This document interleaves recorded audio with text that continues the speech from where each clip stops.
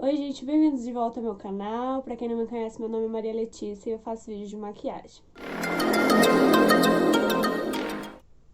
Eu tô aqui superando meus medos de gravar na janela, porque eu moro num condomínio, então tem um bloco, um apartamento bem na frente do meu, e a qualquer momento alguém pode aparecer e olhar e ficar pensando o que essa menina tá fazendo, falando sozinha, olhando pra uma câmera, retardada, né? Mas eu tô aqui hoje pra gravar mais um vídeo de Maquia e Ensina.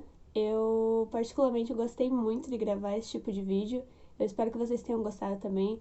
Hoje eu vou fazer uma maquiagem inspirada na Guerra Fria, foi ideia da minha amiga Kelly, ela também tem um canal no YouTube, eu vou deixar o link na descrição. E ela também faz vídeos de maquiagem no Instagram, sigam ela lá, gente, ela é muito querida, eu gosto muito dela. Antes de começar o vídeo, eu quero deixar bem claro, que eu devia ter deixado claro logo no vídeo da Cleópatra. Eu não sou professora de história, tá? Eu tô aqui fazendo vídeos como entretenimento. Eu tô trazendo com base em anotações dos meus cadernos do ensino médio, de quando eu estudei para o Enem também, quando eu aprendi sobre a Guerra Fria na escola e através de pesquisas no computador e livros didáticos. Mas eu quero deixar claro que eu não sou professora, então me perdoem se eu errar alguma coisa. Ninguém é perfeito, né?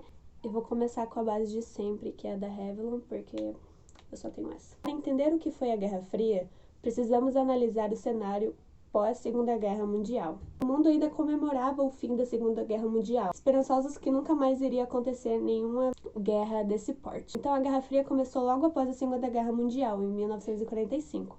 Para quem não sabe, os Estados Unidos e a antiga União Soviética eram aliados na Segunda Guerra, combatendo o nazifascismo. Porém, a partir da Guerra Fria, os Estados Unidos e a União Soviética começaram a comandar blocos diferentes, blocos ideológicos diferentes. Os Estados Unidos sendo capitalista e a União Soviética sendo socialista. Vou usar o mesmo corretivo de sempre porque eu só tenho esse também. Essa disputa de zonas de influência em todo o globo e de disputa de ideologias caracteriza a Guerra Fria. Essa disputa de ideologias entre as duas potências acabou polarizando o mundo e dividindo ele em dois blocos.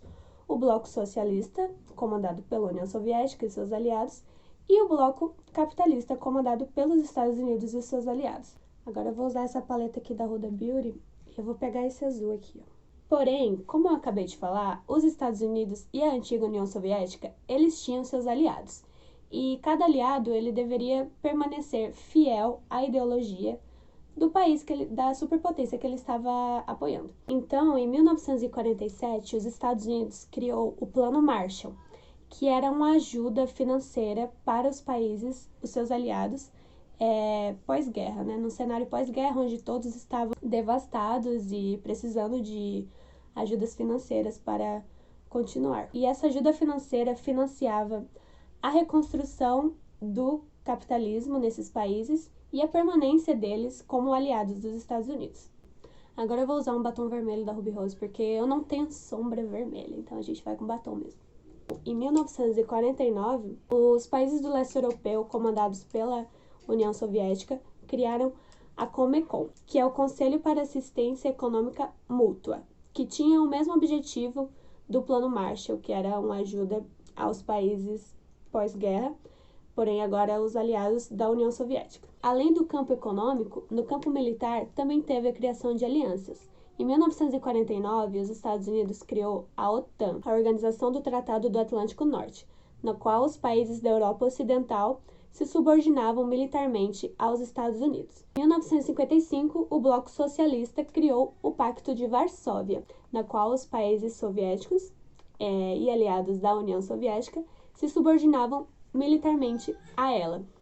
Apesar de não ter ocorrido nenhum conflito armado direto entre os Estados Unidos e a antiga União Soviética, eles influenciaram em conflitos externos em outras áreas, em outros territórios, como a Guerra da Coreia, que aconteceu em 1950 a 1953. A Coreia do Norte, socialista, recebeu apoio da antiga União Soviética e a Coreia do Sul, capitalista, recebeu apoio dos Estados Unidos. Agora eu vou usar esse delineador branco da Vizela para fazer uma linha aqui embaixo da maquiagem. Eu não posso falar em Guerra Fria sem falar na construção do Muro de Berlim. Ele foi construído em 1961 nesse cenário de Guerra Fria para acentuar ainda mais essa divisão do mundo em dois polos. A Alemanha estava dividida em República Democrática Alemã, que era comunista, e a República Federal da Alemanha, que era capitalista. Estava dividida assim desde a sua derrota na Segunda Guerra Mundial. A função da construção do Muro de Berlim foi impedir o fluxo de pessoas que estavam migrando da Alemanha comunista para a Alemanha capitalista, porque a Alemanha capitalista estava oferecendo melhores condições de vida para as pessoas, então elas estavam se interessando e querendo se mudar para lá. Então estava correndo esse intenso fluxo de migração da Alemanha comunista para a capitalista. Então a alternativa que a Alemanha comunista encontrou foi a construção desse muro para isolar a Berlim Ocidental e impedir o fluxo de pessoas que estava acontecendo, até porque ela estava perdendo muita mão de obra com essa migração de pessoas.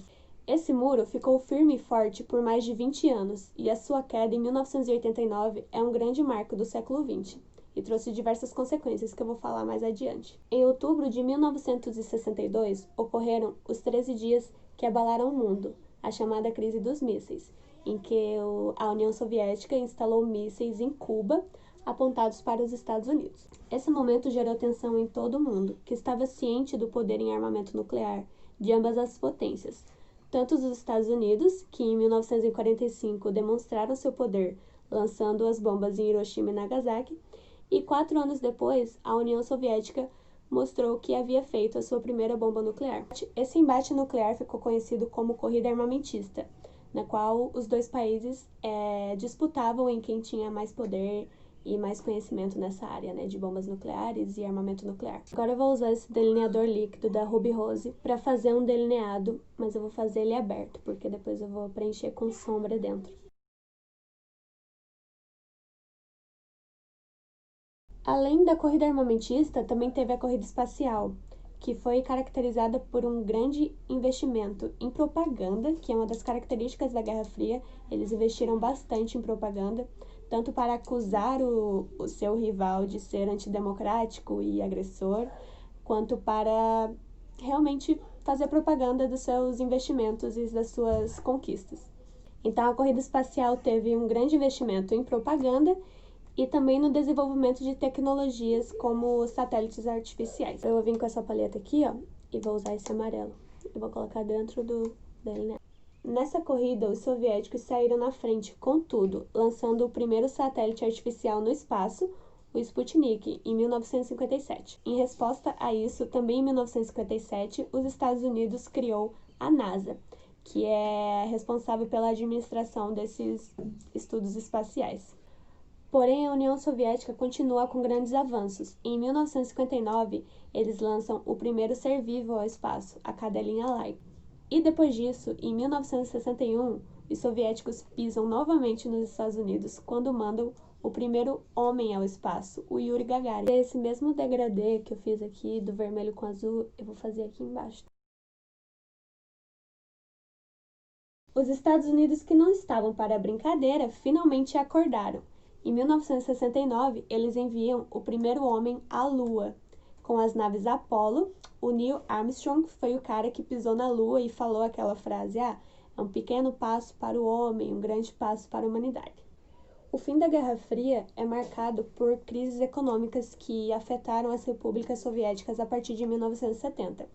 E essas crises acabaram interferindo também na corrida espacial.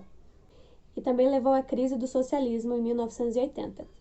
Esse descontentamento com a União Soviética contribuiu com a queda do Muro de Berlim, em 1989.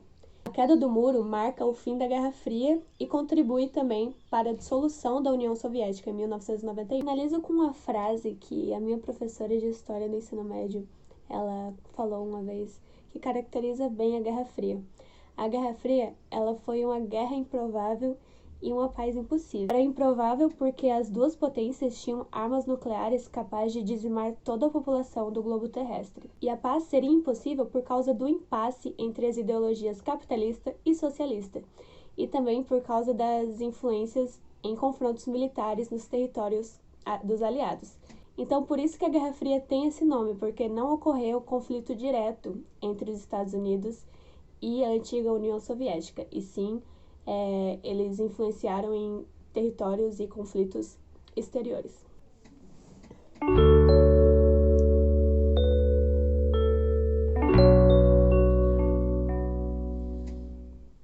O resultado final da maquiagem, gente, eu tentei me inspirar nas bandeiras, nas cores das bandeiras, então ficou assim. Espero que vocês tenham gostado.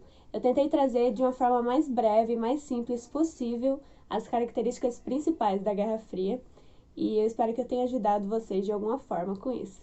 Não esqueçam de me seguir nas redes sociais, tanto no Instagram quanto no TikTok, eu sempre estou trazendo novidades de maquiagem lá. E também, se vocês tiverem palpites para os próximos vídeos, deixem nos comentários que eu vou lá e vou deixar o like e vou colocar na minha lista para os próximos vídeos. Lembrando novamente que eu não sou professora de história ainda, então me perdoem se eu expliquei alguma coisa errada. Eu tentei ao máximo trazer coisas verídicas e informações verídicas sobre a Guerra Fria, então eu espero que tenha ajudado vocês de alguma forma. E é isso, gente. Até o próximo vídeo e tchau!